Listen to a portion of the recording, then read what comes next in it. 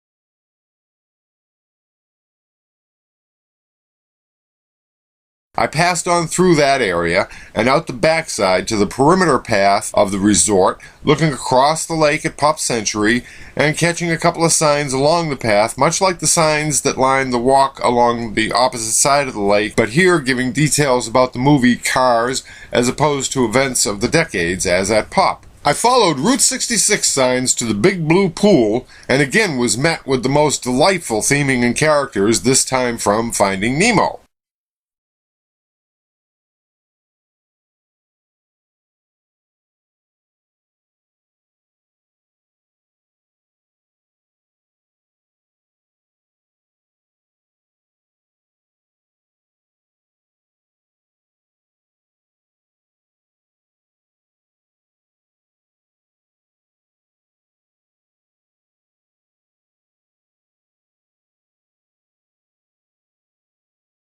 After covering a general overview of the exterior delights of this incredible resort, I headed in to check out the registration area, entering through the nearest door, which happened to be into the food court. This too has some wonderful theming, especially in the huge light fixtures that reflect the 4 themes of the resort in the 4 different areas of seating. They are complemented by wall decorations that are also on theme and make for a very fun but quite noisy eating environment. I passed through into the merchandise shop via the rear entrance, and it was very colorful and themed here as ink and paint, a major department in animation. There is the usual variety of merchandise and also 3 new pressed pennies, but I left my pack of quarters and pennies in the car.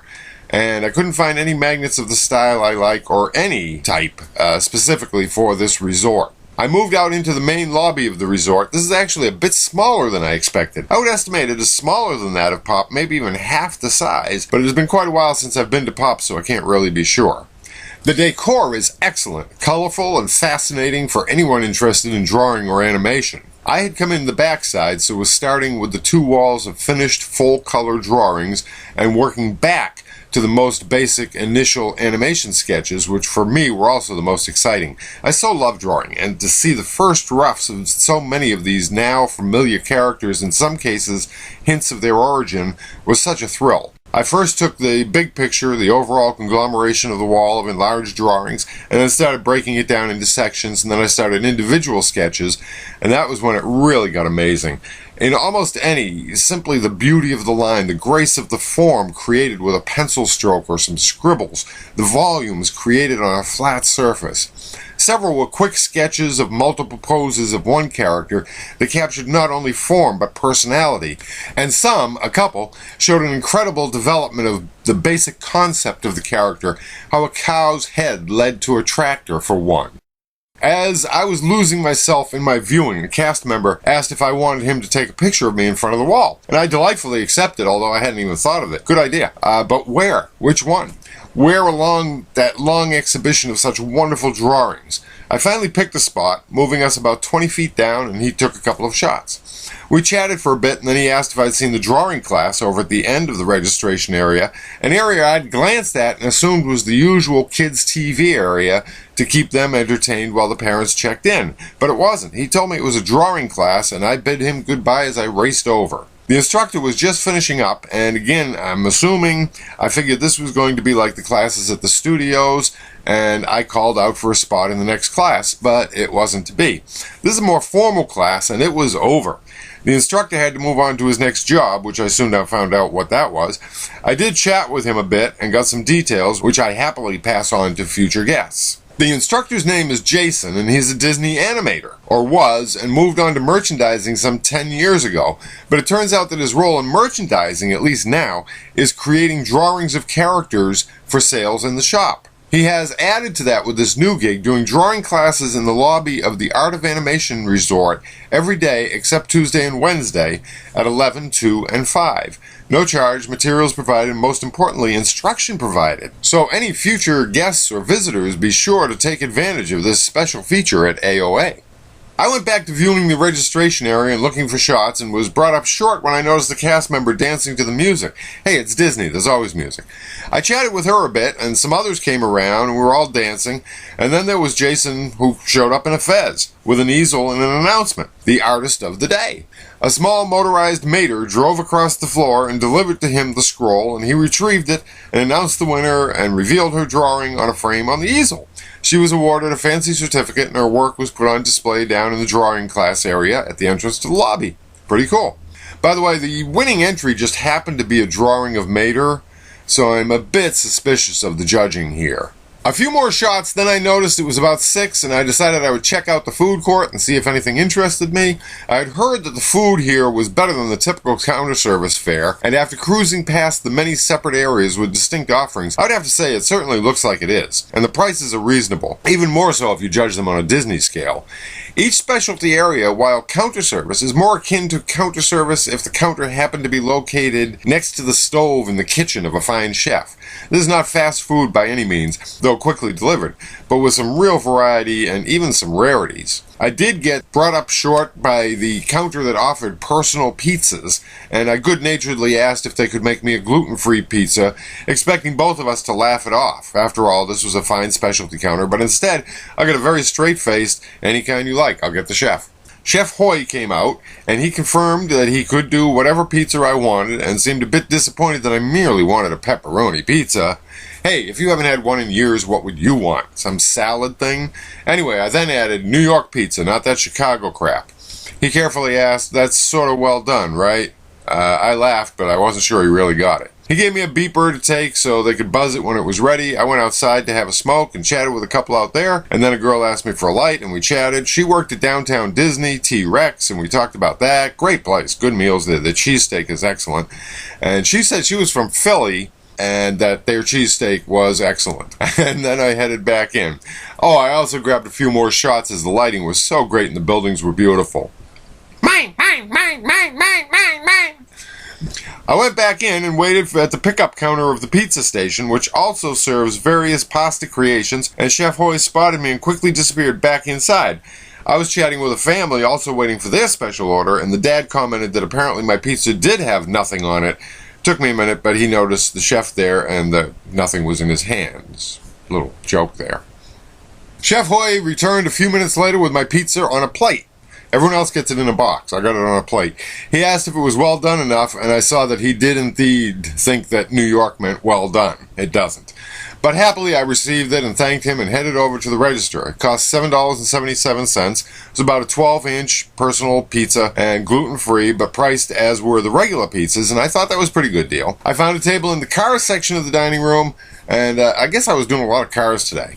Well, it wasn't much of a pizza. One has to understand that gluten-free is a severely limiting factor, so frankly, anything gluten-free that is tastier than a piece of cardboard is acceptable, and this was. But it wasn't pizza, and the middle was definitely Chicago.